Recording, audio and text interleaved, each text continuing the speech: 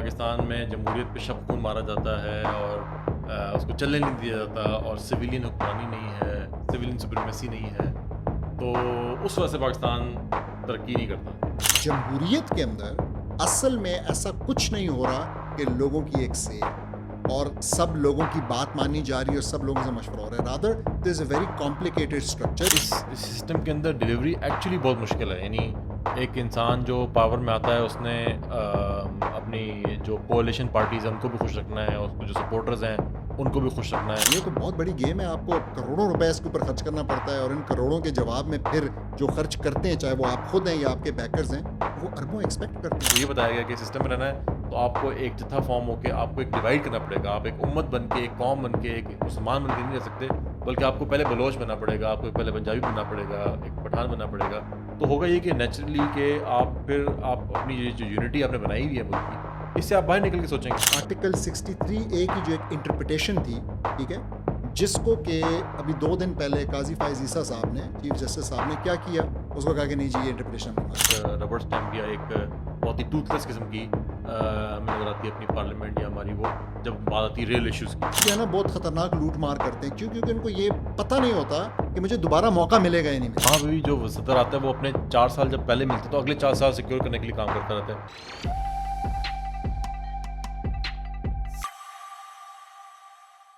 अस्सलाम वालेकुम डॉक्टर साहब। वालेकुम अस्सलाम। डॉक्टर साहब, रिसेंटली अभी हमने एक पॉडकास्ट रिकॉर्ड की थी डेमोक्रेसी इन इस्लाम के हवाले से कि इस्लाम की रूह से डेमोक्रेसी जो है वो हलाल है, हराम है, जायज़ है, नहीं है। तो हमने उसमें डिस्कस किया था कि हम एक फॉलो अप एपिसोड करेंगे जिसके अंदर हम डिस्कस करेंगे कि रैशनली डेमोक्रेसी डिलीवर कर सकती है या नहीं कर सकती। तो इंशाल्लाह एज़ पर हमारा जो हमने वादा किया तो आज इंशाल्लाह उसको पूरा करेंगे और डिस्कस करेंगे।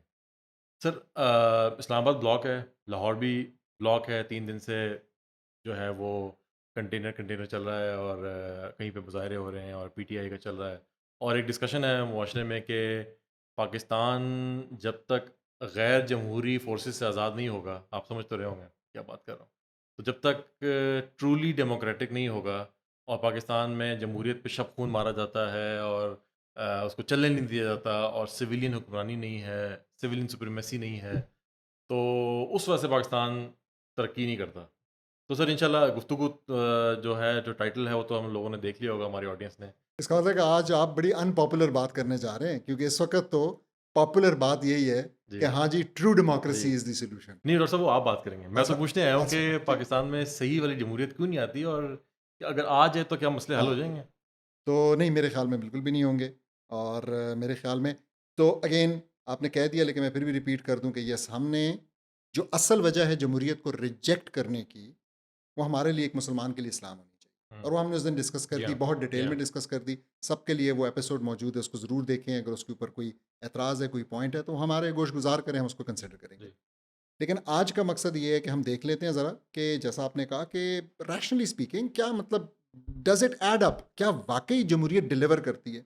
अब देखें, there is a context to this assumption, and the context is के हमारे लोग ख़ास तौर पे कॉलोनियलिज्म से गुजरने के बाद हर वेस्टर्न चीज़ को ना, they look at it with a certain uh, ठीक है, मरूबियत भी है, वो देखते हैं, उधर देखते हैं तो सोचते हैं कि यार कमाल की चीज़ है। तो मज़े की बात यह है कि when are people look at western buildings, look at western progress in science, look at their rockets, their fighter jets, whatever it is, they somehow connect it with democracy.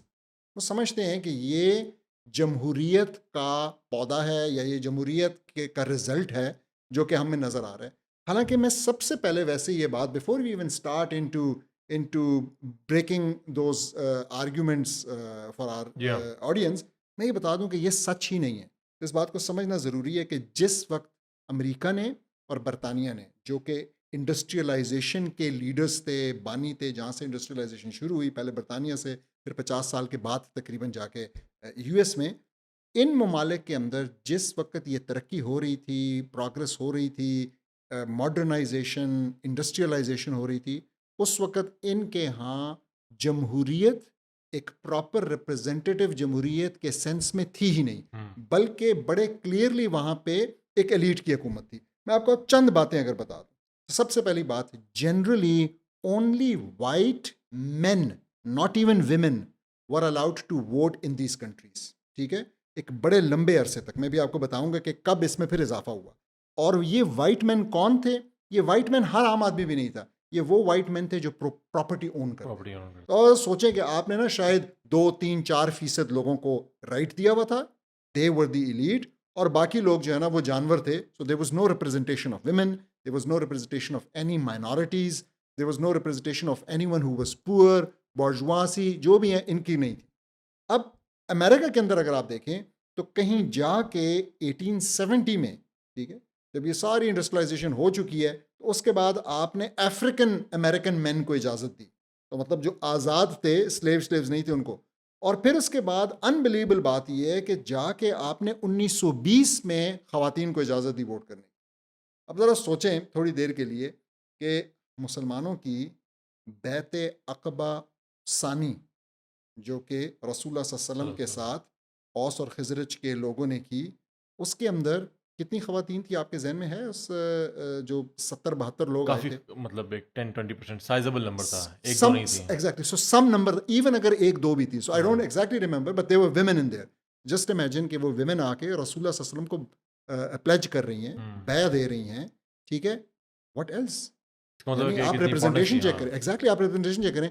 And it took America after that, it took them around 1500 years, ठीक है, तो probably तकरीबन हाँ। 1500 साल उनको लगे 1920 में जाके उन्होंने ये चीज़ की। इसी तरीके से जो इंडिजिनस लोग थे, ठीक है, नेटिव अमेरिकन जिनको हम कहते हैं, उनको भी जाके कहीं 1924 में वोट करने की इजाज़त मिली। तो just you think about these things. और ज़्यादातर लोगों को अमेरिका के अंदर, ज़्यादातर माइनॉरिटीज़ को 1965 तक ये मसाइल का सामना था। So again, I am not saying anything for democracy right now or even not against right now in this argument, but my argument is only कि जिन लोगों का ये ख्याल है कि वेस्ट के अंदर तरक्की इस वजह से हुई है कि वहाँ पे जमहूरियत और इसलिए हमें चाहिए कि हम भी करें, वो ये जान जाएं कि उन्होंने जिस वक्त तरक्की की है, जिस वक्त उन्होंने ये सब कुछ किया है, उस वक्त वहाँ पे जमहूरियत, जिसको आप जमहूरियत कहते हैं और जैसी आप लाना चाहते हैं, वो तो थी नहीं। वैसे आपने सही कहा कि जो मेजर जो मटेरियल प्रोग्रेस हुई है, इंफ्रास्ट्रक्चर डेवलपमेंट हुई है, ये सारी 18th-19th सेंचुरी में हुई है, 17th सेंचुरी में हुई है, जब आपके यहाँ इंडस्ट्रियल रेवोल्यूशन आ रहा है, सुएज कैनाल बन रही है, अंडरग्राउंड रेलवेज बन रही हैं, मोस्ट यूरोपियन बड़े यूरोपियन सिटीज़ में। ये सब टोटल मोनार्कीज़ चल रही थी, और उस वक्त जो डेमोक्रेटिक सेटअप था या तो था नहीं, या फिर इतना फ़ाल नहीं था, और एक्चुअली जो पावर थी वो मोनार्कीज़ ही होल्ड करती थी। और उसके बाद जो है पिछले 100 साल में इन ये प्रॉपर एक ट्रांजिशन हुआ, और वर्ल्ड वॉर के बाद उस एक फॉर्मेट में आई वेस्टफेलियन जो कॉन्ट्रैक्ट्स उनके हुए। लेकिन अगर रैशनली स्पीकिंग जिस तरह हमने बात की, तो इसमें क्या हर्ज है? यानी आपको क्या लगता है कि इंसान अगर मिल बैठें और मिल के अपना फ़ैसला कर लें, किसी चीज़ के ऊपर कोई कानून साज़ी करनी है, किसी चीज़ के ऊपर मिल के फ़ैसला कर लें मेजॉरिटीज़ अथॉरिटी की बुनियाद पर, तो इसके अंदर लॉजिकली क्या प्रॉब्लम है? क्या इंसान इस तरीके से, क्योंकि it makes sense, a lot of sense to human mind के अगर आप मिलें और जो मेजॉरिटी के उसकी बात मान लें, तो इससे एक अफ़ाम व तफ़हीम से बात हो जाएगी। तो इसमें आपका क्या ख़्याल है? Totally agreed that it's a very attractive idea, और स्पेशली आज की जनरेशन की, हमारी यूथ के लिए it's extremely attractive, and that's why they have to listen very carefully. आपने कहा कि क्या हर्ज है? देखें, अगेन मैं इस्लाम की तरफ नहीं जाऊंगा। पहली चीज़ ये है कि हमारे लिसनर्स को ये बात समझनी है कि even though the concept that everyone has a say is very attractive, this is actually extremely impractical, rather impossible. यानी जमहूरियत के अंदर असल में ऐसा कुछ नहीं हो रहा कि लोगों की एक से है और सब लोगों की बात मानी जा रही है और सब लोगों से मशवरा हो रहा है। Rather this is a very complicated structure जिसको हम आज डिस्कस करेंगे, जिसकी वजह से होता क्या है? होता यही है कि आपके कुछ एक ख़ास तबका, कुछ ख़ास लॉबीज़, अशराफिया। ठीक है, अशराफिया, वही इलेक्ट होते हैं, वही सामने आते हैं और उन्हीं की हुकूमत होती है। How is it done? आप सबसे एक सिंपल चीज़ पहले समझें कि इलेक्शन लड़ना सस्ता काम है या महंगा काम? बहुत महँगा था। महंगा काम है। आम आदमी तो लड़ ही नहीं सकता, ठीक है। इसी तरीके से क्या इलेक्शन लड़ने वाले लोग ईदी होते हैं जो कि खुदा वास्ते या आवाम वास्ते अपना पैसा लगाते हैं, लुटाते हैं और उसके बाद चाहते हैं कि वो उनकी सेवा करते रहें, या वो इन्वेस्टर्स होते हैं, मिल मालकान होते हैं, मेरे आपके जैसे बिजनेसमैन होते हैं? क्या होते हैं वो? ऐसे ही होता है कि इस तरह के लोग होते हैं, और ख़ास तौर से जो सपोर्टर्स होते हैं उनके, ये बड़ा इंपॉर्टेंट है कि जो लोग इलेक्शन बैक लड़ा रहे जो होते उनको हैं, बैक जो करते उनको हैं। बैक करते हैं, और ये हर जगह होता है, अमेरिका में, इंडिया में, हर जगह। कुछ जगहों पे उसका नाम लॉबिस्ट होता है, कुछ जगहों पे सपोर्टर होता है। बिल्कुल, और वो जो लॉबिस्ट का नाम है, they give donation in the millions of dollars. आपने यूएस की बात की, इन बिल्कुल। द मिलियंस ऑफ पाउंड्स अगर हम यूके की बात करें। अगेन सोचने की बात है, और उन लॉबीज के नाम भी हैं बड़े खूबसूरत। Gun lobby, pharma lobby, Jewish lobby, ठीक है, ज्यूइश लॉबी, एपेक, ऑयल इसी लॉबी, तरीके से ऑयल लॉबी, और ये वॉल जो है स्ट्रीट की लॉबी अपनी गन है। लॉबी, ठीक है। बिल्कुल। तो मतलब ये है कि डिफेंस लॉबी जो कि जंगे करवाने की माहिर है। अब हर एक लॉबी का अपना एक मकसद है, ठीक है, कि वो चाहती है कि मेरा मेरा एजेंडा पुश हो, जिसके लिए वो कैंडिडेट्स को बैक करती है, जिसके लिए वो अपने इन घोड़ों के ऊपर पैसा लगाती है कि जी ये मेरा घोड़ा है और ये जीतेगा तो मेरा मसला हल हो जाएगा। और जब वो जीत के आता है, जिनसे पैसे लेके आया होता है, उनको वो सपोर्ट करता यानी है। जो लॉबी जितनी मजबूत होगी, उसके ज़्यादा चांसेस हैं कि उसके हक में कवानीन बनेगा। एग्जैक्टली। या बहस राइट या रॉन्ग या हलाल हराम गलत सही की नहीं रही। यहाँ गुफ्तगू ये है कि कौन सी लॉबी का पलड़ा ज़्यादा भारी है। हलाल और हराम को भी छोड़ें, यहाँ पे बहस अवाम की भी नहीं अवाम रही, की भी। लोगों की ओपिनियन की नहीं रही। यानी लोगों का जो ख्याल था बेसिक ना, वो ये था कि जी मेरी बात सुनी जाएगी। तो ऐसा नहीं हो सकता, it is to costly an affair, ठीक है। यस, आप विशफुल थिंकिंग तो कर सकते हैं कि काश ऐसा होता कि ये जो है ना सस्ता काम होता और मैं भी वो इलेक्शन में खड़ा हो सकता। आप नहीं हो सकते। आप अपने लिए इतने पोस्टर भी नहीं बनवा सकते कि आप अपनी गली में जो है ना पोस्टर लगा सकें। आपको इतना खर्चा करना पड़ेगा। एंड द मोमेंट फिर आप क्या कहेंगे, नहीं मुझे कोई मिल जाएगा जो मुझे बैक करेगा। वो क्यों भाई आपको कोई बैक करे? आपके ऊपर कोई 1,000 रुपए भी क्यों लगाए? और अगर वो 1,000 रुपए लगाएगा तो चाहेगा कि मुझे 5,000 वापस मिले। तो ये तो बहुत बड़ी गेम है। आपको करोड़ों रुपए इसके ऊपर खर्च करना पड़ता है, और इन करोड़ों के जवाब में फिर जो खर्च करते हैं, चाहे वो आप खुद हैं या आपके बैकर्स हैं, वो अरबों एक्सपेक्ट करते हैं। अच्छा, एक चीज़ की यहाँ पे डॉक्टर साहब क्लैरिफिकेशन ज़रूरी है। प्रॉब्लम अभी हम, क्योंकि it it might come out as के हम वोटिंग के खिलाफ हैं, यानी कि अगर किसी का इलेक्शन लड़ना और उसको सपोर्ट करना एक बुरी बात है, क्योंकि आम आदमी या गरीब आदमी या मिडिल क्लास आदमी उस चुनाव के या इस इलेक्टोरल प्रोसेस का हिस्सा ही नहीं बन सकता, क्योंकि बार इतनी हाई है। प्रॉब्लम मेरा ख्याल है कि जो लोगों को समझने की ज़रूरत है, जिसकी तरफ शायद आप पॉइंट आउट भी कर रहे हैं, वो ये है कि ये सपोर्टर्स होते हैं, यानी लेट्स से पाकिस्तान के अंदर जो कॉर्पोरेट्स हैं, जो कि माफियाज़ हैं, बिजनेसमैन हैं, बड़े बिजनेसमैन, वो एमएनएज़ को या पार्टीज़ को सपोर्ट करते हैं, या आपने लॉबीज़ की बात की अमेरिका में, वो क्यों पैसा लगाते हैं? असल में बात यहाँ इंपॉर्टेंट बात तो ये है ना कि हमारे यहाँ आम आदमी समझता है कि एक एमएनए जो है जमहूरियत का मतलब है कि आप वोट डाल के अपना वज़ीर आज़म सेलेक्ट करना, या अपना एमएनए सेलेक्ट करना, और एमएनए जो है वो उसका काम है कि वो उसके पास फंड्स होंगे, वो काम करवाएगा। हालाँकि असल में ऐसा नहीं है।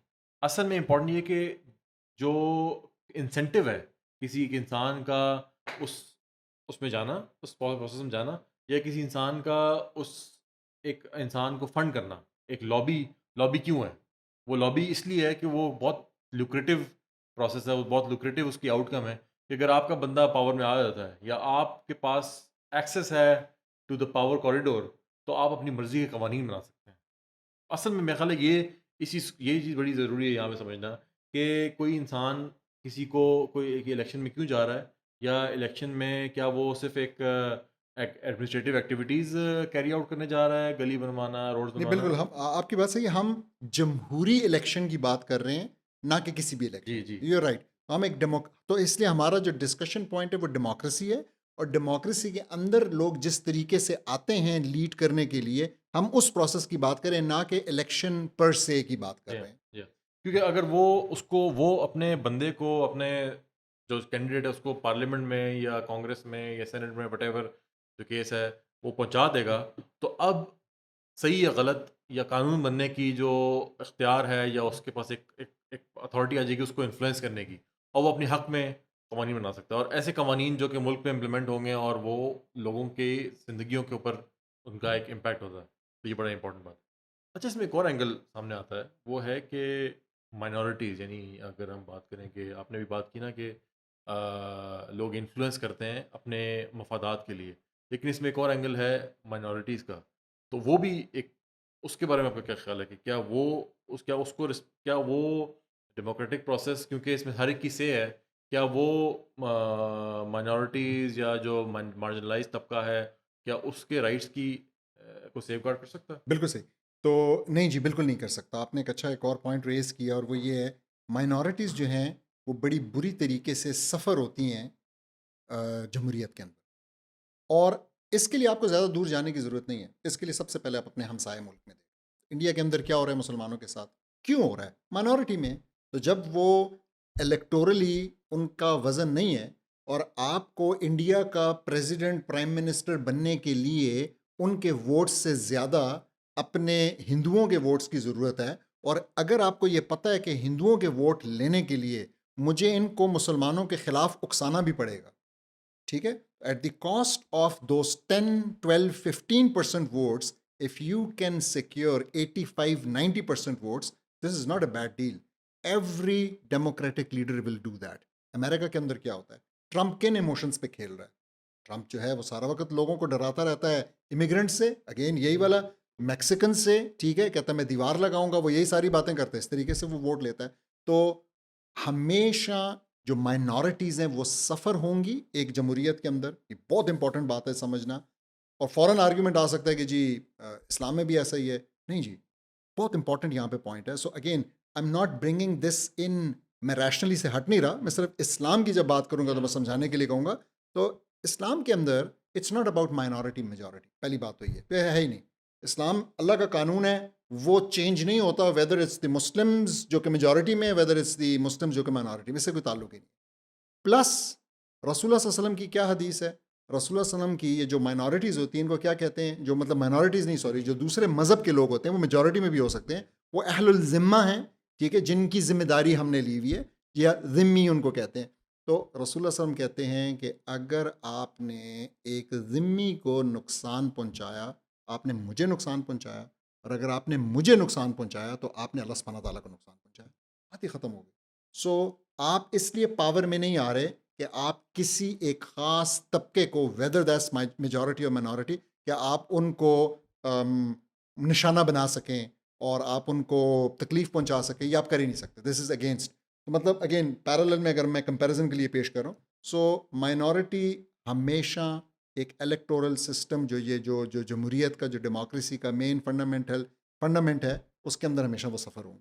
और मुसलमानों की आप मिसाल देखें, ख़ास तौर पे 9/11 के बाद जो हालत हुई थी, और अगले तकरीबन 15 साल ख़ास तौर पे रही थी, जो उनके ऊपर जिस किस्म के उनके जो पर्सनल फ्रीडम्स थे जिनके लिए वो स्टैंड करते हैं, सारे वायोलेट हो गए, और अभी भी हो रहे हैं। मुख्तलिफ फ्रांस के अंदर आप देखें जो हिजाब पे पाबंदी हिजाब है। का बैन है, जर्मनी के अंदर आप देखें गवर्नमेंट जॉब्स के अंदर स्कूल टीचर्स के ऊपर उन्होंने ये लगाया हुआ है, and they will keep on doing this. LGBT एक ऐसी चीज़ जिसकी बहुत ज़्यादा डिस्कशन होती है, वो डायरेक्टली अटैक करता है, डायरेक्टली अफेक्ट करता है मुसलमानों को, या जो भी बहुत सारे कंजर्वेटिव लोग हैं, क्रिश्चियंस भी हैं, जूस भी हैं, जो जो इससे अफेक्ट होते हैं, जिनके अदियान के अंदर ये बिल्कुल चीज़ ठीक नहीं है। लेकिन चूंकि वो पावर में नहीं है, तो ऐसा कानून इस निज़ाम में बन सकता है जो कि उन लोगों को तकलीफ पहुंचाए। और वहाँ पे नज़र आता है कि वो लोग प्रोटेस्ट कर रहे हैं, लेकिन इस चीज़ को इम्प्लीमेंट किया जा रहा है स्टेट के थ्रू, स्कूल्स के अंदर, मीडिया के अंदर, कंटेंट के अंदर, एंटरटेनमेंट के अंदर, के और लोगों के जैसे कहते हैं ना कि बिल्कुल it's being shoved down their throats, और लोग कुछ कर नहीं पा रहे। सर, एक बात की जाती है कि जमहूरियत के अंदर अकाउंटेबिलिटी बहुत अच्छी है, क्योंकि हर 5 साल बाद जो है वो एक लफ्ज़ भी बड़ा मशहूर था पाकिस्तान में, जमहूरियत बेहतरीन इंतकाम है, कि शायद इसको अब सीरियसली लिया जाए या मज़ाक से लिया जाए। लेकिन इसको मेरे ख्याल में बड़ा सीरियस लेना चाहिए, क्योंकि वाकई ये बेहतरीन इंतकाम है, लेकिन किससे? अवाम के आवाम साथ। से। ये आवाम से बहुत बेहतरीन जी हाँ, इंतकाम है, और ले जी रहे हाँ, हैं, सारी सारी अशराफिया ले रही जी है। हाँ। तो बहुत सारे लोगों को समझ में आ चुकी होगी बात, काफ़ी अर्से पहले ये फ्रेज़ कॉइन किया क्योंकि गया था। जिन्होंने कहा था जी, वो तो आपस में बेस्ट बडीज हो चुके बेस्ट हैं ना, फ्रेंड्स हैं, जी। मतलब एक दूसरे के साथ वो है ना झप्पियां डाल के। म्यूज़िकल चेयर है कि एक के बाद एक की बारी लगती है। हाँ, बारी क्या, और नहीं नहीं, अब तो उन्होंने जो है ना एक ऐसा निज़ाम तश्कील दे दिया है जिसमें कि वो पावर शेयरिंग है, पावर तो शेयरिंग बारी है। की भी देर नहीं आती ना। जी हाँ। मतलब 2 ओहदे आपको मिल जाएंगे, जी, 2 ओहदे आपको मिल जी। जाएंगे, और इस तरीके से आप वेट भी जो नहीं है करना मिलके पड़ता। उन्होंने नया एक कमाल जी, किया, इवॉल्व हुए हैं, जी। एक नया, वो पुरानी दुश्मनी वुश्मनी छोड़ दी। तो अवाम को ये सल गया था कि नहीं, बेहतरीन इंतकाम है, आप 5 साल बाद जो है वो, अगर आप किसी ने डिलीवर नहीं किया तो आप उसको रिप्लेस कर दें, आप उसको बेहतर बंदे से ले आएँ। तो इस बारे में आपका क्या ख़्याल है कि मेरे ख्याल में जो सब एक बहुत बड़ा फ्रॉड है डेमोक्रेसी को अट्रैक्टिव बनाने के लिए जो पेश किया जाता है, वो ये अकाउंटेबिलिटी वाला मंत्र है। तो इसको भी प्रैक्टिकली पहले देख लेते हैं। सबसे पहले क्विकली या प्रैक्टिकली देखें जी, आपने लीडर्स इलेक्ट किए ये सोच के कि हम इनकी अकाउंटेबिलिटी कर सकते हैं, वगैरह वगैरह। आप देखें पाकिस्तान के अंदर है आर्टिकल 248।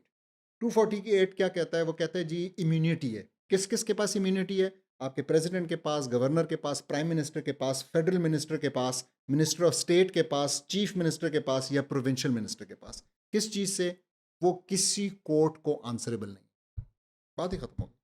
ठीक है, अब जस्ट इमेजिन करें इस बात को, क्या अकाउंटेबिलिटी। यानी आप इस बात पे खुश हैं कि ये बंदा सिर्फ 5 साल रहेगा, 5 साल बाद चला जाएगा, अल्हम्दुलिल्लाह। अब 5 साल वो किसी कोर्ट को अकाउंटेबल नहीं है, किसी कोर्ट को आंसरेबल नहीं है, ये आपके लिए तसल्ली है। दूसरी तरफ जब आपको कहा जाता है कि नहीं, खलीफा आपके ऊपर अपॉइंट होता है and he is actually default for life. समझिए ज़रा, ठीक है, ये ना हो कि लोग अभी परेशान हो के दिमाग जी, कान मेरा बंद अगला हो सवाल चुके यही हों। था कि हाँ, मैं कह रहा हूँ जी, दिमाग कान बंद ना करें, थोड़ी देर के लिए इसको समझे। व्हाट डज दैट मीन और इसके बेनिफिट्स क्या हैं रैशनली स्पीकिंग। अगेन हमें इस्लाम तो हमने जी डिस्कस हाँ। कर लिया उस एपिसोड में। रैशनली स्पीकिंग, आपने एक बंदे को सबसे पहले तो देखें फॉर लाइफ का क्या मतलब है। फॉर लाइफ का मतलब ये है कि डिफेक्टो कोई चीज़ नहीं है कि इसने जाना है, लेकिन अगर वो एक ख़ास लाइन है, उससे थोड़ा राइट लेफ्ट होता है, तो उसके ऊपर आप केस कर सकते हैं, काजी मजालिम के ज़रिए आप उसको रिमूव करवा सकते हैं या पनिश करवा सकते हैं। अगर वो लाइन से ज़्यादा इधर उधर जाता है, अब ज़्यादा से क्या मुराद है, रसूल की हदीस है जो कि कहती है कि अगर उसने कुफर बुआह किया, कुफर बुआह किया है यानी something which is so evidently कुफर, यानी फ्लैग्रेंटली आपको नज़र आ रहा है कि जी ये बिल्कुल, जैसे सूद को जायज़ कर देना, ठीक है, शराब को जायज़ कर देना, जना को जायज़ कर देना, नमाज पे पाबंदी लगा देना। क्या ये मुसलमान मुल्कों में नहीं हुआ ये सब कुछ? आधी चीज़ें तो हमारे मुल्क में इस वक्त भी हो रही हैं, ठीक है। बहुत सी अगर नहीं हुई है तो और बहुत से ममालिक में हो चुकी है, तुर्की में हो चुकी है, तुनीसिया में हो चुकी है कि जी पाबंदियाँ लग गई, पर्दे के ऊपर पाबंदी, ठीक है। और हम कुछ नहीं जानते, अल्लाह जानता है कि हमारे मुल्क में भी आज नहीं तो 5 नहीं तो 10 साल बाद ये चीज़ें भी शुरू हो जाएँ, आज़ादी के नाम पे और इसके नाम पे कि नहीं जी ये पर्दा अच्छी चीज़ नहीं है, नहीं अभी होनी बहुत चाहिए। सारी चीज़ें हैं जो कि जैसे आप खिलाफत की बात करें या जहाद की बात करें तो आप बहुत जल्दी रेडार में आ जाते हैं और ये ऐसे ही चीज़ फ्राउंड अपॉन है। बिल्कुल ऐसे ही है। तो मैं कहना ये चाह रहा हूँ कि देखें, आपने अकाउंटेबिलिटी के नाम पे एक धोखा किया। आपने लोगों को ये इम्प्रेशन दिया कि रूलर आपके पास सिर्फ 5 साल के लिए है और दूसरे मॉडल के अंदर वो डिफ़ॉल्ट हमेशा के लिए है। आपने ये चीज़ दिखा के और लोग भी कहते हैं हाँ जी, बहुत बेहतर है कि हमेशा के लिए ना हो और सिर्फ 5 साल के लिए हो। भई अगर रूलर गलत कर रहा है, ज़ुल्म कर रहा है, जबर कर रहा है, हराम कर रहा है, अल्लाह के खिलाफ जा रहा है, वो एक दिन भी नहीं होना चाहिए। That's what Islam tells you. ये इस्लाम का मॉडल है। क्या खलीफा को सज़ा हो सकती है? क्यों नहीं हो सकती? यानी खलीफा इस्लाम में खलीफा को कोई इम्यूनिटी हासिल नहीं। खलीफा को कोई इम्यूनिटी हासिल नहीं है। खलीफा कानून से बालातर है ही नहीं, यानी शरीयत से बालातर नहीं है, बल्कि शरीयत का ताबे है जिस तरह मैं और आप हैं। और उसके लिए तो एक स्पेसिफिक पूरी कोर्ट है जिसको कि काजी मजालिम कहते हैं, ठीक है। और वो काजी मजालिम जो है वो खलीफा और उसका जो पूरा ढांचा है, जो पूरा सेटअप है, ठीक है, जो एडमिनिस्ट्रेटिव सेटअप है, उस सब के खिलाफ वो केसेस सुनती और उसके लिए ज़रूरी नहीं कि खलीफा के उतरने का वेट किया जाए। ड्यूरिंग सर्विस या ड्यूरिंग जो है। मज़े की खिलाफत जो है बात आपको उसको बताऊं, मज़े की बात आपको बताऊं, ये जो Chaudhary Iftikhar chief justice G वाला हाँ, सारा मामला हुआ था, जी हाँ। उसमें he started looking into a case against Musharraf, या बल्कि अभी उसने करना भी नहीं शुरू किया था, तो उसको जब पता लगा कि ये करने वाला है तो उसने उसको बरतरफ कर दिया। इस्लाम के अंदर ये रूल है कि जिस वक्त काजी मजालिम खलीफा के खिलाफ केस सुने, उस वक्त उसको बरतरफ नहीं कर सकता। बस अब उसको बरतरफ नहीं कर सकता जब तक कि वो केस कंक्लूड ना हो जाए। जस्ट इमेजिन इस बात को आप। तो मतलब आपने कितना कमाल का वहाँ पे सिस्टम दिया। यहाँ पे तो आप जो है ना, आपको एक चीज़ बताई कि आप सुन ही नहीं सकते केस, और दूसरी चीज़ बताई कि अगर चीफ जस्टिस भी जो है कोई ऐसी चीज़ जो सुन रहा है तो आप उसको बरतरफ कर देते हैं। अच्छा जो हम बात करते हैं अकाउंटेबिलिटी की यानी सबसे बड़ी सज़ा एक इस डेमोक्रेटिक प्रोसेस में एक ऐसा भी शख्स जो कि जो रूलिंग पोजीशन ऑफ रूलिंग के अंदर है, वज़ीर आला, गवर्नर्स या वज़ीर आज़म, सदर वगैरह, सबसे बड़ी सज़ा इनको ये मिल सकती है कि 5 साल बाद इनको वोट ना भी दिया जाए। ये लोगों को यही सल किया था ना कि ये बहुत बड़ी जमहूरियत बेहतरीन इंतकाम है कि आप 5 साल बाद बंदे को इतनी बड़ी सज़ा दे सकते हैं कि आप उसको दोबारा वोट ना करें और आप उसको पार्टी पावर में आप उसको या पावर में लाएं या उसको इलेक्ट ना करने दें, या अगर वो इलेक्ट हो भी गया तो गवर्नमेंट नहीं फॉर्म कर सकेगा। तो हम देखते हैं यही सारे लोग या इधर की बेंचेस पे उधर की कोalition बेंचेस पे मौजूद होते हैं, वो दोबारा कोalition बना के और आ या वो जाएगा। कोalition उसके बना ऊपर के आप आ कुछ भी नहीं कर जाएगा। सकते। सीट एडजस्टमेंट हो जाएगी, हॉर्स ट्रेडिंग हो जाएगी, ऐसा ही तरह-तरह के तरीके हैं। ऐसा ही। तो सर ये बिल्कुल मेरा ख़्याल है ये लोगों को होपफुली ये चीज़ क्लियर होनी चाहिए। हम अगले पॉइंट पे बढ़ते हैं इंशाल्लाह। वो ये कि जैसे हमने शुरू में बात की कि ट्रूली रिप्रेजेंटेशन नहीं हो सकती। यानी ये एक इन्हेरेंट प्रॉब्लम है कि लोगों के पास जब कानून बनाने की ताकत आ जाए, तो लोगों की पर्सनल बायसेस, बेनिफिट्स वो उसको इन्फ्लुएंस करते हैं, या उनके जो सपोर्टर्स होते हैं, उनकी बैक कर रहे होते हैं, वो उनको इन्फ्लुएंस करते हैं ताकि उनके हक में कवानीन बनाए जाएँ। इसमें एक एंगल ये भी तो है कि इंसान की अपनी भी तो पर्सनल बायसेस हैं। इसके बारे में आप क्या कहेंगे कि खुद क्या इंसान बेहतर तरीके से अपने लिए कवानीन बना सकता है? क्या इंसान बेहतर अच्छा लेजिस्लेटर है? यानी कि आप कह रहे हैं कि एक इंसान के अंदर इनहेरेंटली क्या ये काबिलियत है कि इंसान अपने लिए बेहतर कानून बना सके? क्योंकि बात ये है कि लोग ये बात करते हैं कि देखें इस्लाम की ऑब्वियसली हमारे लिए जो रेफ़रेंस पॉइंट है वो इस्लाम है। तो इस्लाम 14 साल पहले आया था, तो अब जो है हालात बदल गए हैं, ज़माना बदल गया है, लोगों की जो है वो प्रेफ़रेंसेस बदल गई हैं। तो बेहतर ये है कि इंसान खुद अपने लिए कवानीन बनाए, इंसान बेहतर चीज़ें समझता है। देखें, इंसान जो है ना, वो जब खुद कानून बनाएगा तो उसके अंदर हमेशा दो इश्यूज होंगे। और दुनिया भर के कवानीन में आप देख लें, आप अभी तक इन दो इश्यूज का कोई हल नहीं कर सके। एक इशू ये होगा कि वो अपने आप को प्रेफरेंस देगा, सेल्फ सर्विंग बायस जिसको, वो अपने आप को वो करेगा कि मेरे लिए फ़ायदा हो जाए। ठीक है, ये पूरी दुनिया में आप जिस भी जमहूरियत उठा के देखें, आप दो तीन कानून निकालें, आपको पता लगे ओए इस बंदे ने तो असल में ये जो कानून बनाया इसकी कि इसकी अपनी कंपनी थी, इसकी बीवी के नाम पे कंपनी थी, ये था वो था, इसका अपना ये फ़ायदा था इसके अंदर। ये एक मसला है। और दूसरा मसला ये है कि इंसान जो है वो हमेशा अपने जो प्रीवियस एक्सपीरियंसेस हैं, जिन हालात में वो बड़ा हुआ है, उनकी बेस पे चीज़ों को देखता है और तोलता है। इसका मतलब ये हुआ कि अगर मैं एक सिंपल सी अगर मिसाल दूँ, मेरे एक उस्ताद जो है ना कहा करते थे कि अगर एक शख्स को बचपन में कुत्ते ने काट लिया, तो अगर वो कानून साज़ी करेगा, तो वो हमेशा कुत्तों के लिए बहुत सख्त कवानीन बनाएगा। इसी तरीके से अगर एक बच्चा है जिसको बचपन में कुत्ते ने जिसकी जान बचा ली, ये बड़ा होके अगर कानून साज़ी करेगा, तो इसने जो है ना कुत्ते को शायद बाप से ऊपर का मर्तबा दिया हो, क्योंकि जान बचाई है, तो आप वो कहेगा कि सारे कवानीन ऐसे होने चाहिए जो कि कुत्तों के फ़ेवर में हो। Just think about this example. तो ये इंसानों का प्रॉब्लम है। So you are actually a slave of your own benefits, अगर आपको इजाज़त दे दी जाए लेजिस्लेशन की, एंड योर एक्सपीरियंसेस, आप उसमें से नहीं निकल पाते। तो मेरे ख़्याल में इस वजह की बिना पर इट्स वेरी ऑब्वियस कि इंसानों को लेजिस्लेट करने का अगर राइट दे दिया जाए, तो आपको ये मसले नज़र आएंगे, और ये मसले पर जन्म देते हैं मुख्तलिफ़ किस्म के टकराव को। सो आपको हमेशा प्रॉब्लम नज़र आएगी मर्दों औरतों के कवानीन के बीच में, क्या बैलेंस होना चाहिए। आपको गरीब आवाम जो वर्किंग क्लास है और जो इलीट है, जो पैसे वाले, जो शराफिया या जो इन्वेस्टर्स, जो कैपिटलिस्ट हैं, उनके बीच में नज़र आएगा, हमेशा एक टकराव होगा। आपको जो और इस किस्म की जितनी भी ऐसी क्लासेस बनती हैं ना, तो उनके बीच में आपको हमेशा एक टकराव नज़र आएगा। इस वजह से क्यों? क्योंकि अगर आप जो है इंडस्ट्रियलिस्ट से पूछेंगे तो वो कहेंगे जी इनके साथ आप हमें हकूक़ दें, और वो अपने फ़ायदे के लिए काम करेंगे। तो जो प्राइमरी जो ये सिस्टम है, डेमोक्रेटिक सिस्टम, ये एक एवोल्यूशनरी सिस्टम है। ये इट इवॉल्व्स विद टाइम, लोगों के एक्सपीरियंसेस होते हैं। पाकिस्तान में प्रॉब्लम ये है कि इस सिस्टम को चलने नहीं दिया जाता, कुछ अर्से बाद इसके अंदर इसको रोल बैक कर दिया जाता है, फौज आ जाती है या कोई हाइब्रिड सिस्टम आ जाता है, या प्राइम मिनिस्टर को हटा दिया जाता है कोई, मतलब किसी ना किसी तरीके से इसके साथ इंटरफेरेंस की जाती है। तो जो आर्गूमेंट है वो ये है कि अगर इस सिस्टम को चलने दिया जाए, तो आहिस्ता आहिस्ता रिप्रेजेंटेशन इसके अंदर बेहतर होती है। जिस तरह इंडिया में हमने देखा कि एक आम आदमी पार्टी ऊपर आ गई, या हमने देखा कि बरतानिया वगैरह के अंदर एक इंडियन को मौका मिल गया, या एक पाकिस्तानी जो है वो स्कॉटिश फर्स्ट फर्स्ट मिनिस्टर बन गया। तो ये मुमकिन है, जो कि शायद हमारे यहाँ शायद सोचना मुश्किल हो, क्योंकि यहाँ पे अभी भी एलीट्स का एक कब्ज़ा है, एक उनका तसल्लुत है। लेकिन अगर एक इस प्रोसेस को चलने दिया जाए, जिसे कहा जाता है कि बरतानिया 200 साल पुरानी जमहूरियत है, 500 साल पुरानी जमहूरियत है, अमेरिका 200 साल पुरानी जमहूरियत है। तो अब जो है वो आहिस्ता-आहिस्ता डिलीवर कर रही है। मुझे नहीं पता कि ये बात कितनी उसके अगेंस्ट जाती है, कितनी फ़ेवर में जाती है, आप एक्सप्लेन कीजिए। लेकिन एक एवोल्यूशनरी प्रोसेस है, और आहिस्ता-आहिस्ता इसके अंदर चीज़ें बेहतर आती हैं। फॉर एग्ज़ाम्पल इंस्टीट्यूशंस बनते हैं, इंस्टीट्यूशंस एम्पावर होते हैं, नैब का एंटी करप्शन का इंस्टीट्यूशन बनता है, अदालतें मज़ीद एम्पावर होती हैं, बेहतर कवानीन बनते हैं, और आहिस्ता-आहिस्ता होते-होते ये डिलीवर करना शुरू हो जाती है। सर, हमने देखा कि इंडिया में कुछ काफ़ी सारी चीज़ें इम्प्रूव हो गई। इस पे आप क्या कहेंगे? अगर हम प्रैक्टिकली देखें ना कि क्या चीज़ें वाक़ई पिछले सालों में जमहूरियत के अंडर बेहतर हुई हैं, इन टर्म्स ऑफ आप कह रहे हैं ना कि मतलब बेहतर फ़ैसले आने लगे, जमहूरियत इवॉल्व हुई। आइए थोड़ा-सा देख लेते हैं ना।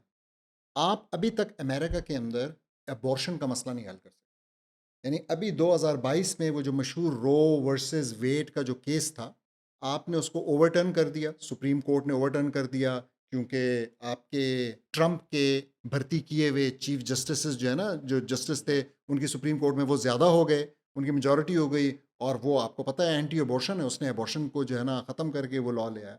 इसी तरीके से 2023 में ये जो अफर्मेटिव एक्शन का एक बहुत पुराना अमेरिका के अंदर लॉ था, जो कि बेसिकली लॉ ये था अफर्मेटिव एक्शन, कि आप वहाँ पे इन्होंने बहुत ज़्यादा, आप जानते हैं, तसल्लुत किया ब्लैक्स के ऊपर।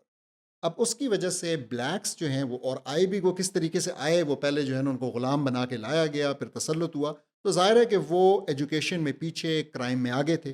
तो वहाँ पे यूनिवर्सिटीज़ के अंदर ये कानून था फॉर डेकेड्स कि आप उनको ज़्यादा सीट्स देंगे, आप उनको जो है ना ज़्यादा सपोर्ट करेंगे कि वो यूनिवर्सिटीज़ वगैरह में दाखिला ले सकें। इसको भी ओवरटर्न कर, उन्होंने कहा जी ये नहीं होना चाहिए। और किस नाम पे किया, आप देखिए कितनी इंटरेस्टिंग बात है, उन्होंने कहा ये बायस है, या फेवर कर रहे हैं उनको, अगेंस्ट मेरिट है। अगेंस्ट मेरिट है। ये जो मेरिटोक्रेसी का जो पूरा कॉन्सेप्ट है ना, तो टिरनी ऑफ द मेरिट भी इसको कहते हैं, तो उन्होंने इसको कर दिया।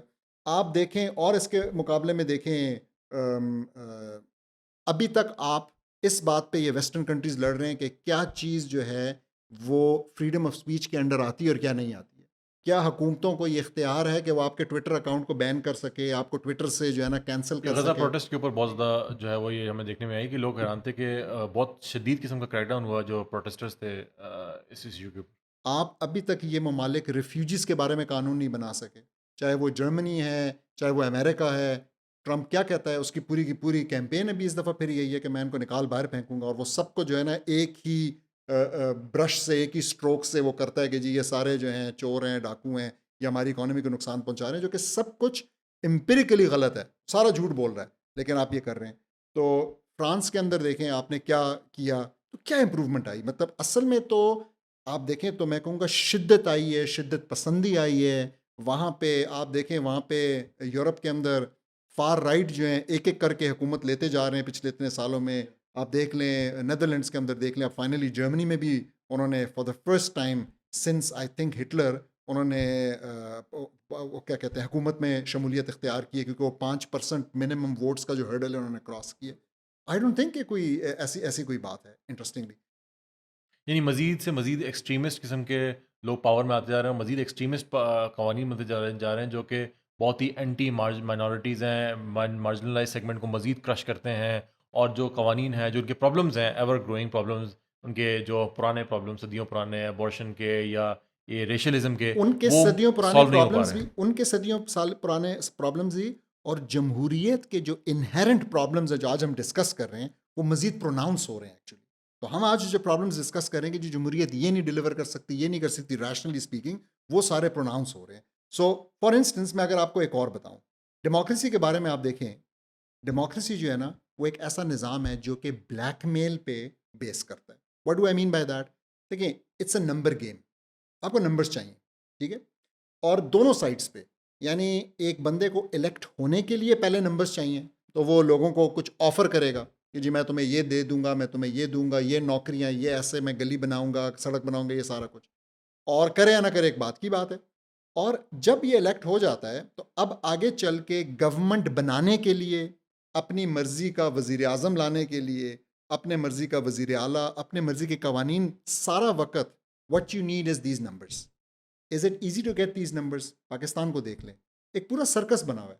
अभी पीछे क्या हुआ, ये जो आर्टिकल 63A की जो एक इंटरप्रटेशन थी, ठीक है, जिसको कि अभी 2 दिन पहले काजी फायज ईसा साहब ने, चीफ जस्टिस साहब ने क्या किया, उसको कहा कि नहीं जी ये इंटरप्रटेशन हम नहीं मानते। वो इंटरप्रटेशन क्या थी? बड़ी सिंपल सी इंटरप्रटेशन थी कि जब कोई बंदा अपनी पार्टी लाइन से हट के वोट देता है इन बड़े मैटर्स के अंदर, जब कोई बिल पास हो रहा है, जब कोई मेंबर इलेक्ट हो रहा है, वजीर आला, वजीर आजम वगैरह, अगर वो उसके खिलाफ, अपनी पार्टी लाइन के खिलाफ देता है, वो वोट काउंट नहीं होता था। अब इन्होंने अपने मकासद के लिए इस टाइम पे, क्योंकि इन्होंने आगे वो फेडरल कॉन्स्टिट्यूशनल कोर्ट बनानी है, उसका लॉ पास करवाना है, वो करवाने के लिए इन्होंने पहले सुप्रीम कोर्ट से लॉ पास करवाया कि जी 63A नल एंड वॉइड, कि वो पुरानी इंटरप्रिटेशन नल एंड वॉइड, जिसका मतलब है कि अब फ्लोर क्रॉसिंग को इन्होंने जायज़ कर दिया।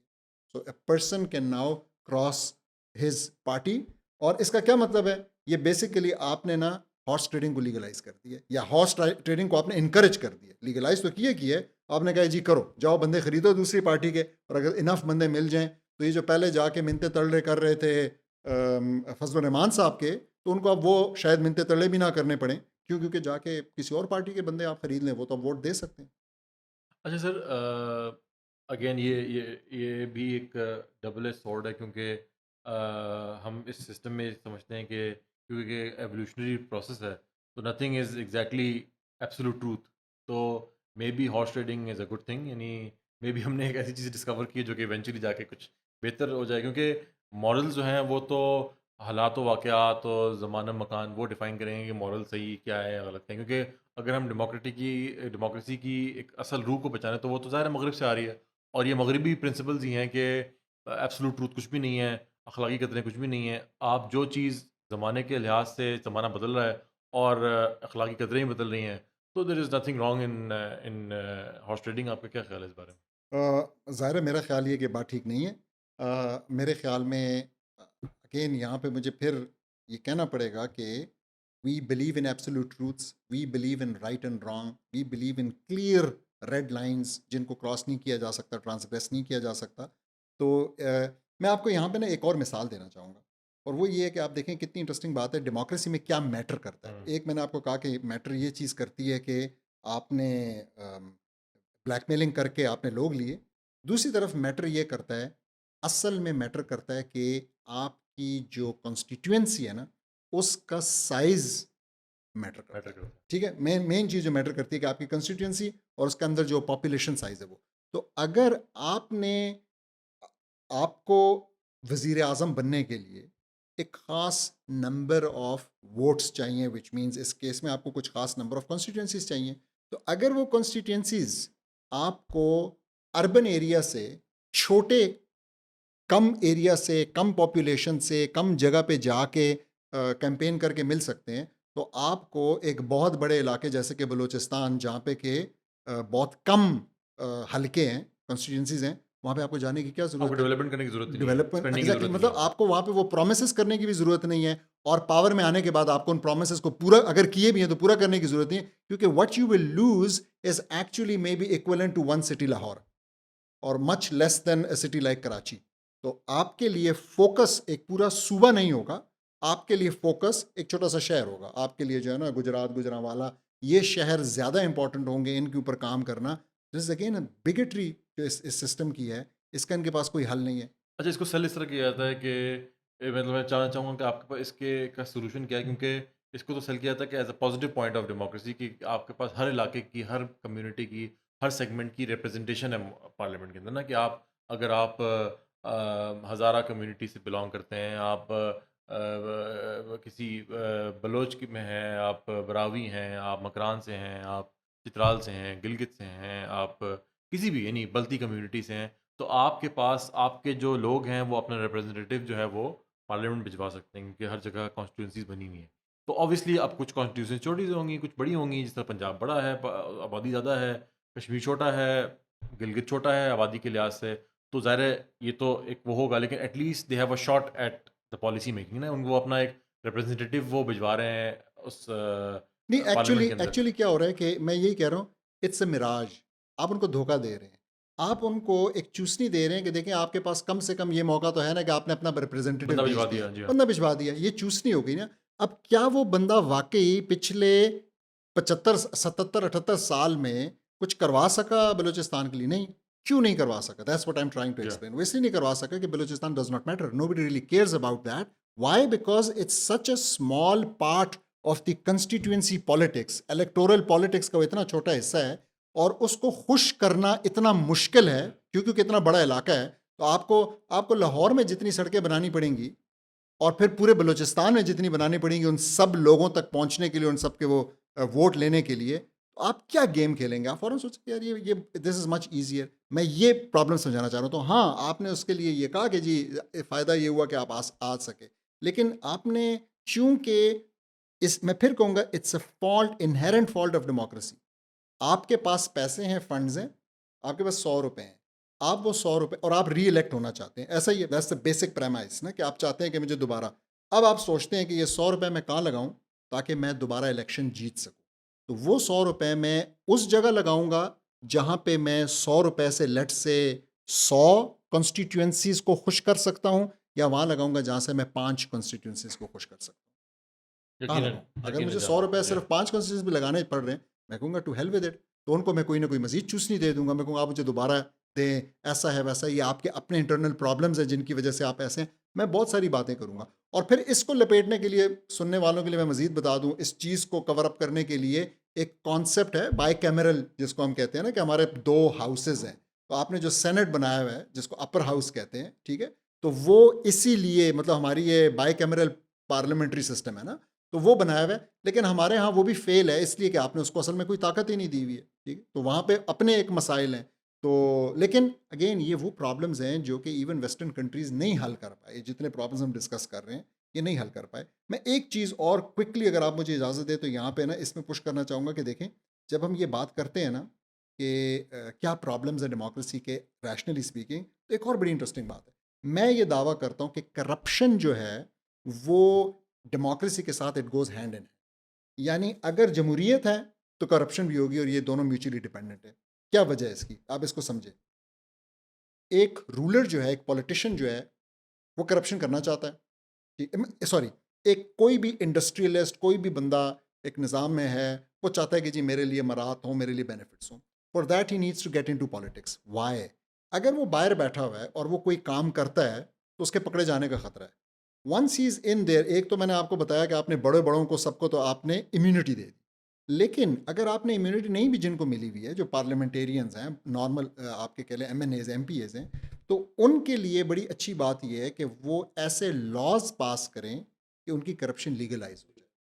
नाउ द बेस्ट एग्जांपल आपके जहन में पाकिस्तान के कॉन्टेक्स्ट में क्या आती तो मुझे याद आता है, आई एम श्योर कि आपके ज़हन में कोई और एग्जांपल है, मेरे ज़हन में आती है कि जब नवाज़ शरीफ का पनामा केस आने वाला था और उनको एज़ पीएम वो कर दिया था, नाअहल करार दे दिया गया था, तो उन्होंने फ़ौरन से, क्योंकि उनके पास 2/3 मेजॉरिटी थी, तो उन्होंने फ़ौरन से कानून बनवाया कि जिसमें उन्होंने कानून ये पास किया कि वज़ीर-ए-आज़म तो चले ना सही, लेकिन जो बंदा नाअहल हुआ हुआ है उसकी वजह से, किसी ये जो जो भी शिक की वजह से वो किया था, वो बंदा पार्टी का सदर रह सकता है। तो लेकिन था ये, और कानून पास भी हो गया। मज़े की बात ये, वो तो था कि उनकी किस्मत के उस वक़्त हवाएँ उनके ख़िलाफ़ चल रही थीं। है? हाँ, आपको पता है कौन-सी हवाएँ? बिल्कुल। तो उन्होंने इंटरवीन किया और कोर्ट के ज़रिए उस कानून को जो है ना अनल करवा दिया गया। तो क्योंकि वो यहाँ पार्टीज़, कोर्ट के ऊपर भी एक कोर्ट बैठी एक हुई है कोर्ट बैठी हुई माशाल्लाह। है। बिल्कुल जो सही। मैं आपको, अगर आप दूर जाते हैं तो एनआरओ को याद करें, या मुशर्रफ का फेमस एनआरओ। तो या उसके अंदर जो है ना, एक बड़े मज़े की शिक थी, और वो ये थी कि आप पार्लियामेंटेरियंस को अरेस्ट नहीं कर सकते। एनआरओ के तहत ये था कि आप वो आए हैं वापस, अब आप अरेस्ट नहीं कर सकते जब तक कि एक पार्लियामेंट्री कमेटी जो है ना, वो गो अहेड ना दे दे। तो आप हाथ ही नहीं डाल सकते थे उस टाइम पे किसी भी पार्लियामेंटेरियन पे, तो आप जो भी करना चाहते।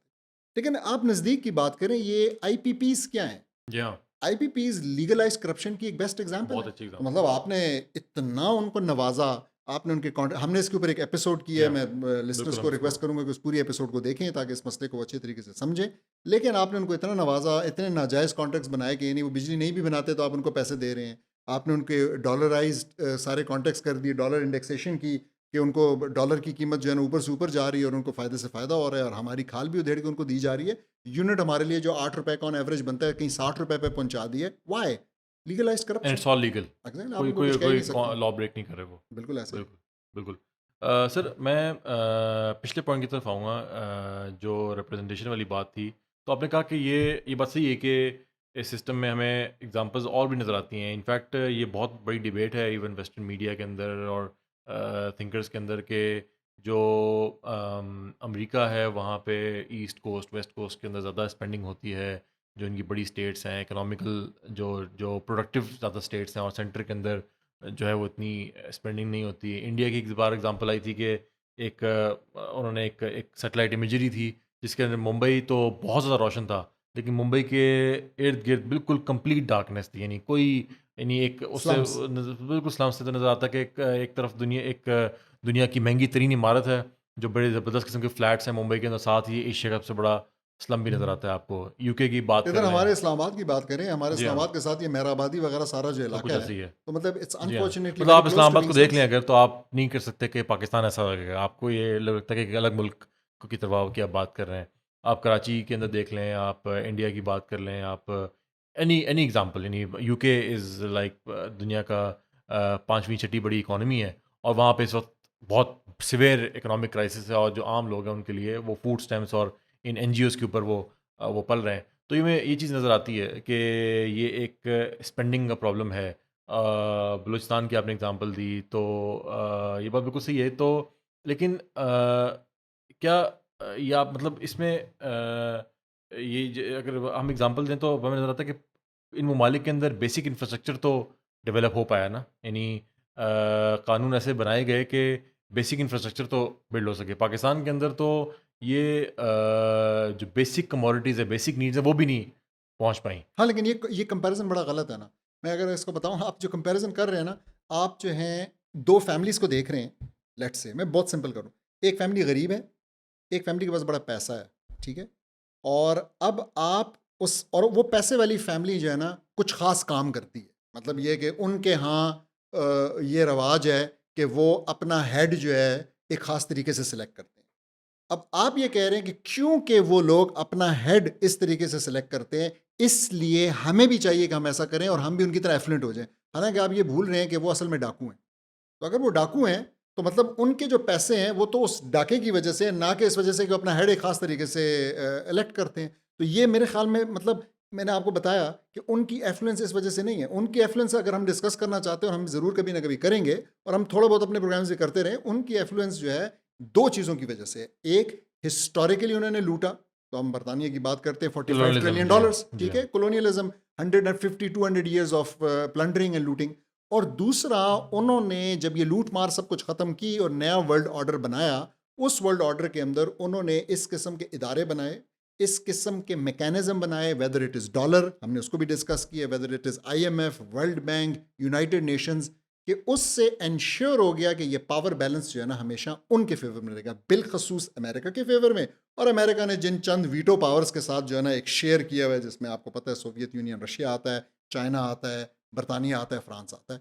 This is actually the game. और मज़े की बात यह कि जब जमहूरियत की बात होती है, तो एक और बात याद रखना बहुत ज़रूरी है लिसनर्स के लिए, कि देखें, जो लोग आपको जमहूरियत का दर्स देते हैं, जो वेस्टर्न कंट्रीज़ आपको दर्स देते हैं, जिन्होंने इस पूरे निज़ाम को खड़ा किया है, उनसे आप जाके पूछें कि भाई, आप तो अपनी सोच में जमहूरी हैं ही नहीं, क्योंकि आपने यूनाइटेड नेशंस जैसा इदारा बनाया और उसके अंदर आपने इंतहाई गैर जमहूरी तरीके से अपने आप के लिए वीटो और परमानेंट सीट सिक्योरिटी काउंसिल की, और बाकी लोगों के लिए जो है ना, उसके अंदर कुछ भी नहीं है। सवाल पूछने वाला बनता है ना। बिल्कुल, ये मेरा ख्याल है बिल्कुल एक अनफेयर किस्म का वो का जो है वो एक एक और चीज़ कंपैरिजन है। अगर मैं हाईलाइट करूं, तो वो ये है कि देखें,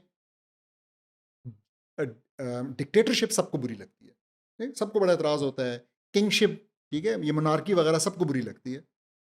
Why don't they understand that democracy is just another form of that? कैसे? आपके, it's not a monarchy but it's an oligarchy. चंद लोग हैं, पैसों वाले लोग हैं, एक छोटा सा क्लाउट है, चंद खानदान है पाकिस्तान के अंदर, हम उन लोगों को जानते हैं। फॉर द लास्ट 70 ईयर्स हमें पता है कि वो कौन से लोग हैं उसके अंदर। यस, ज़रा सा ना उसके अंदर इक्का दुक्का जो है ना कोई जमशेद दस्ती टाइप के सादे लोग भी आ जाते हैं, कुछ अरसा रहते हैं, निकल जाते हैं। आपने आम आदमी की मिसाल दी, but what difference can they make? Can they really stand in front of all of this? अच्छा, आप देखें, आप पाकिस्तान की बात करेंगे, it's very important that I say that now. हमारे लिसनर सोच रहे होंगे, नहीं नहीं नहीं, एक इमरान खान साहब भी आए। To be very honest and fair, ठीक है, यस, उनका बहुत ज़बरदस्त रिकॉर्ड था, गेम के अंदर भी, फिलंथ्रोपी के अंदर भी, ये सारा कुछ था।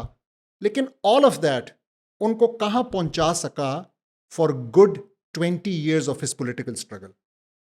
Until he succumb to that, और एग्जैक्टली उन्होंने यानी जब उन्होंने इलेक्टेबल्स जाके को रखना हाथ शुरू किया। मिलाया, ठीक है, जी, एस्टैब्लिशमेंट के साथ, और जब उन्होंने अपने साथ उन सारे लोगों को, जिनको वो बुरा भला कहते थे, इलेक्टेबल्स, मिलाया, इलेक्टेबल्स को, एटीएम मशीन है। तो तब जाके उन्होंने किया। यानी इंटरेस्टिंग बात ये है कि वो भी ना कर सके। हालांकि आप और मैं, अगर हम आज कहें कि जी हमने इलेक्टोरल पॉलिटिक्स में आना है पाकिस्तान की, can we dream of a better start than Imran Khan got in 1998 और 2000, जब भी उन्होंने शुरू किया? हम उससे बेहतर का, वो तो पहले अपनी भी सीट नहीं जीत पाए, फिर सिर्फ अपनी जीत पाए, फिर उसका सिर्फ अपनी, कोई उनकी पार्टी में नहीं जीत सका।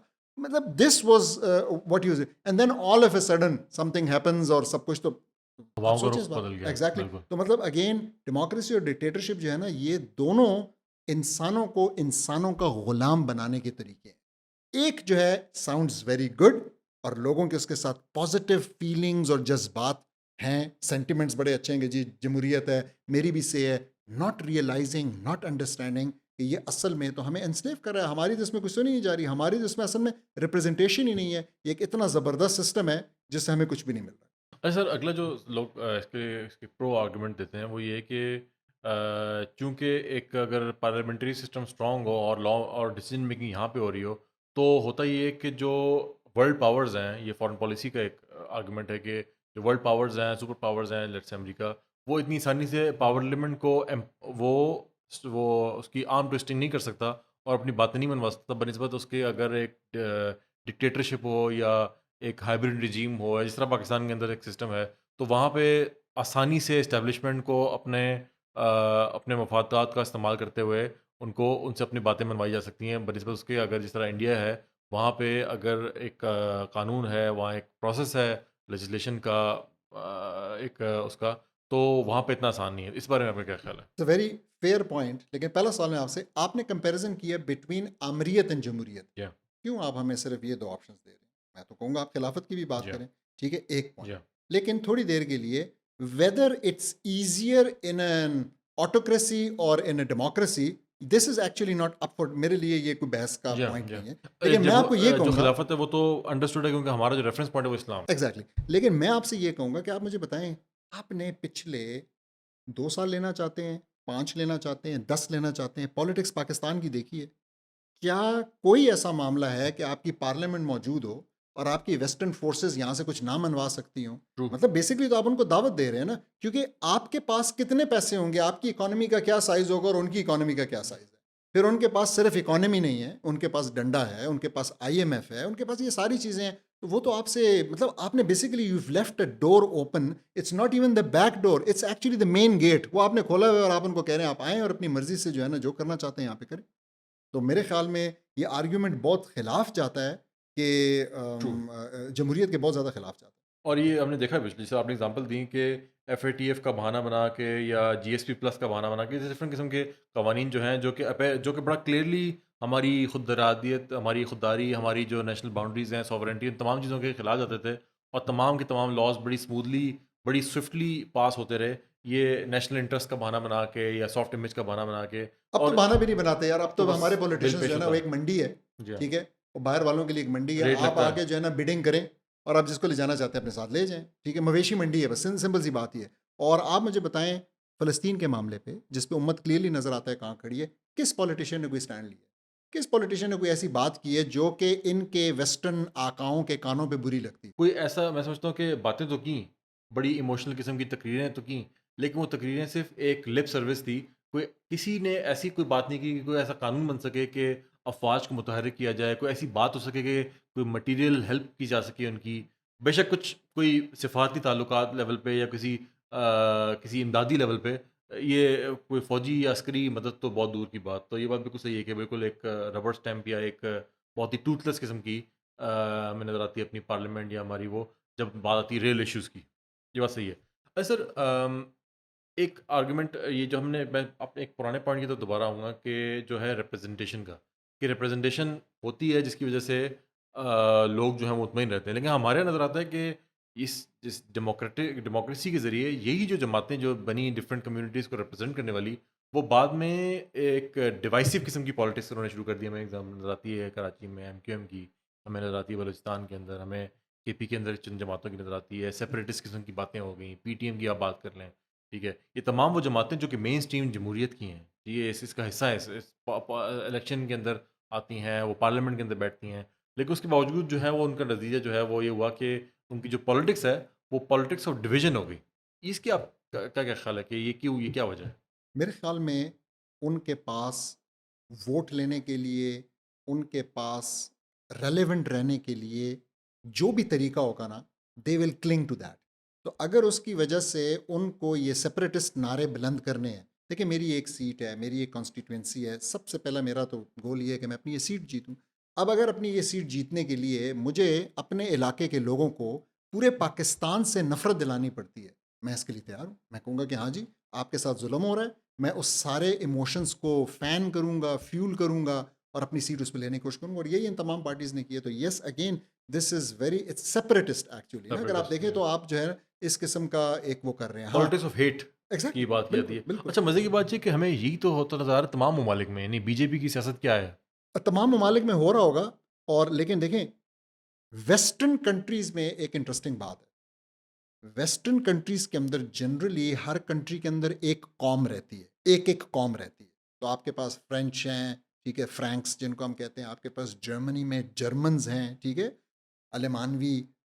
आप मुझे बताएं पाकिस्तान में कि ये रियलिटी है, पाकिस्तान जैसे मुल्क के लिए तो डेमोक्रेसी बिलखसूस बहुत खतरनाक और बहुत डिवाइसिव है। क्यों? और हो क्योंकि भी आपके रहा है। पास, और हो यही हो जी, रहा है जी। क्योंकि आपके पास यहाँ एक कौम ही नहीं है। जी, आपके पास एक कौम नहीं है ना, लेट्स बी ऑनेस्ट। जी, इसलिए आपके पास यहाँ कॉन्फ्रेंस पे, जमातें बन गई हाँ, मल्टीपल। तो आपके पास पश्तून हैं, आपके पास सिंधी हैं, और आप देख लें और के interestingly on these lines electorals भी जो है ना डिवाइड हुए हुए हैं। और अब मजीद भी उसको थोड़ा सा जो है ना करने की कोशिश की जा रही है कि एक जुमात को धक्का धकेला जा रहा है ताकि वो एक खास सूबे की जुमात बन के रह जाए। ये सारी पॉलिटिक्स आप इस वक्त देख रहे जी हैं हाँ, जी हाँ। जो हो रहा है। जी तो हाँ। मतलब it's very very sad, it's very divisive.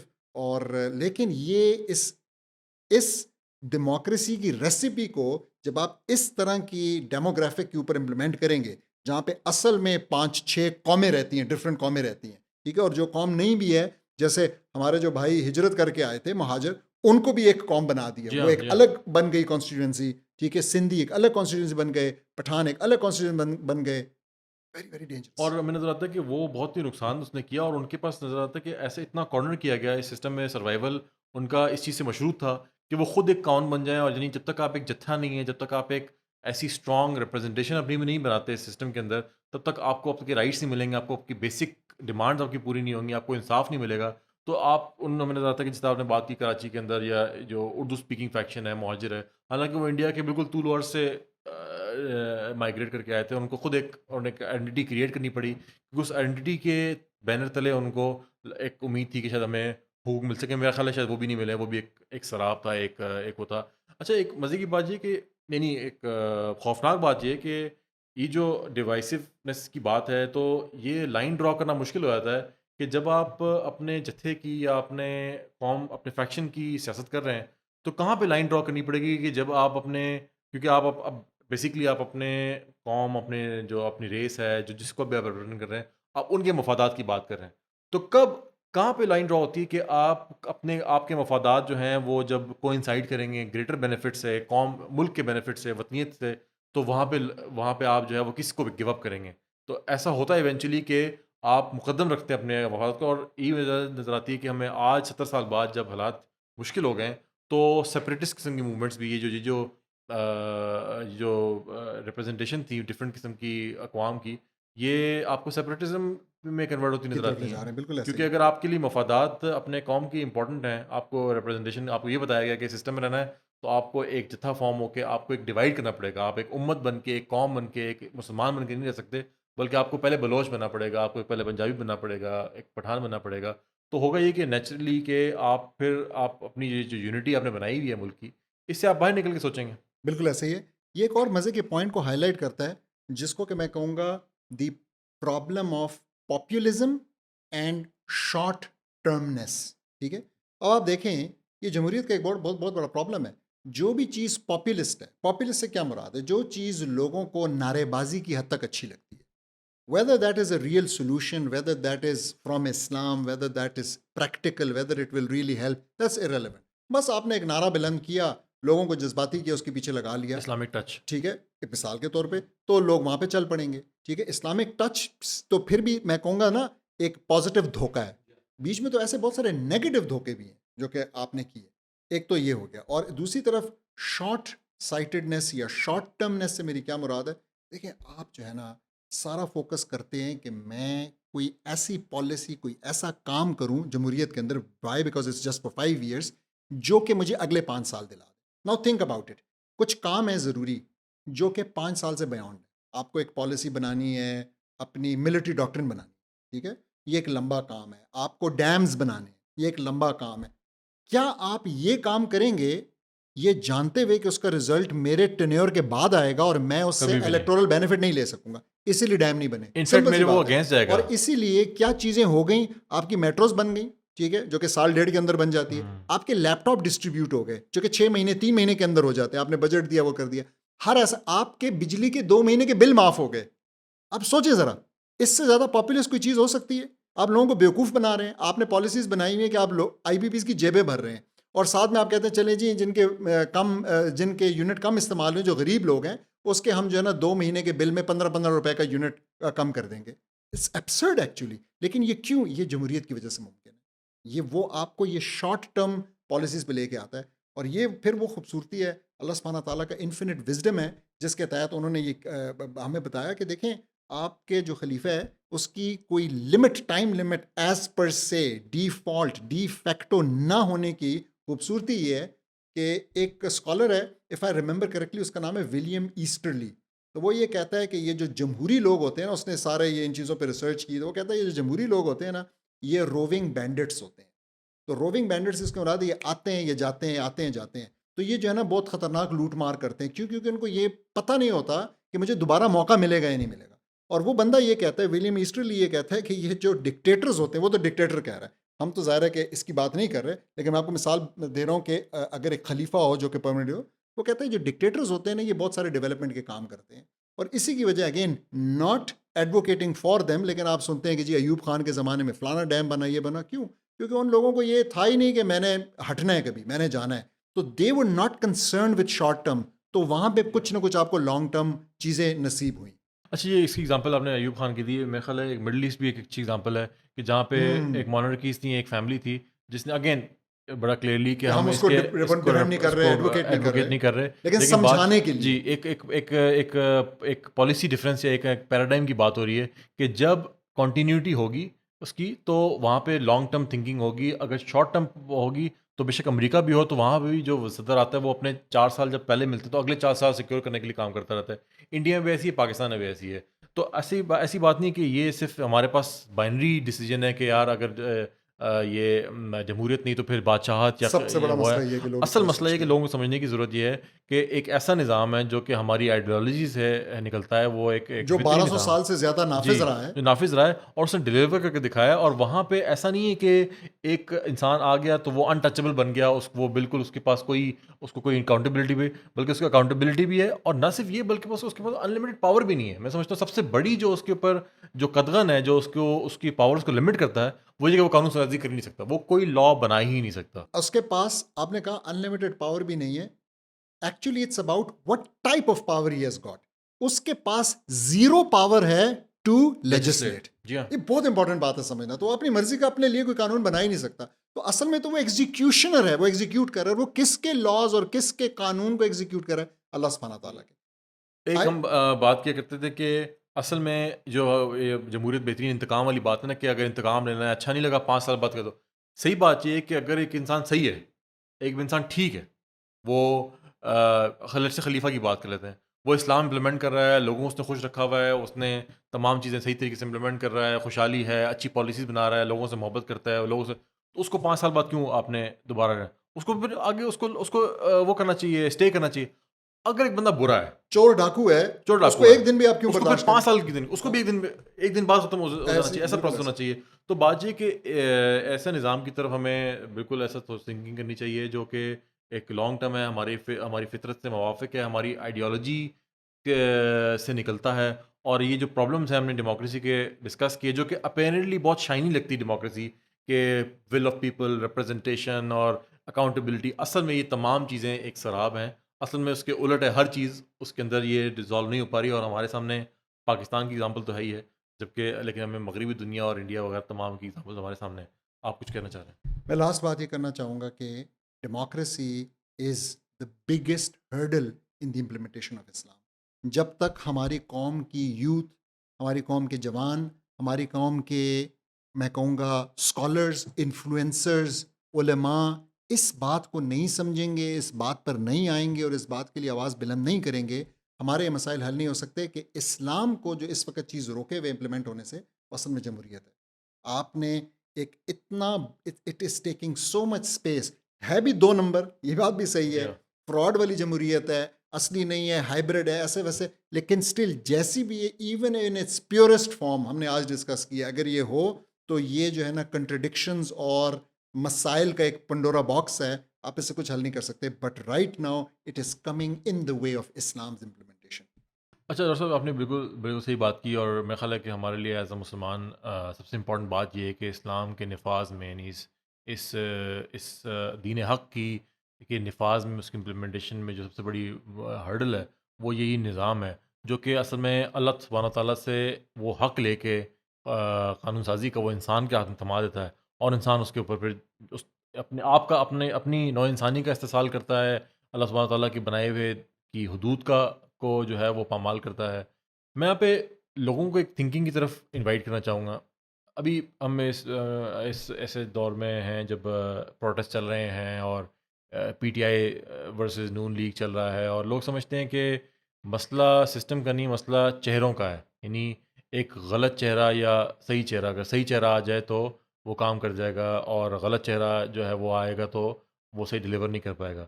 सही बात ये है कि हमने जिस तरह से शुरू चीज़ें डिस्कस की हैं, लोग उसके ऊपर अगर पॉन्डर करें, और अगर लोग एनालाइज़ करें कि इस सिस्टम के अंदर डिलीवरी एक्चुअली बहुत मुश्किल है। यानी एक इंसान जो पावर में आता है, उसने अपनी जो कोalition पार्टीज़ हैं उनको भी खुश रखना है, उसको जो सपोर्टर्स हैं उनको भी खुश रखना है, उसने जो भी जो इस्टेब्लिशमेंट की बात कर लें, या जो पीछे बैकर्स हैं, अमेरिका में भी इस्टेब्लिशमेंट किसी न किसी और फॉर्म में है, इंडिया में भी किसी न किसी और, हर मुल्क में अलगर्ज़ जहाँ जमहूरियत है वहाँ किसी न किसी फॉर्म में अशराफिया या इस्टेब्लिशमेंट है, उसको भी उसने खुश रखना है। उसने हुकूमत टूटने भी नहीं देनी, क्योंकि कोalition पार्टनर्स भी होते हैं, उसने अपोजिशन को भी एट बे रखना है, उसने अपने अगले 5 साल भी सिक्योर करने हैं, अपने पैसे भी पूरे करने हैं।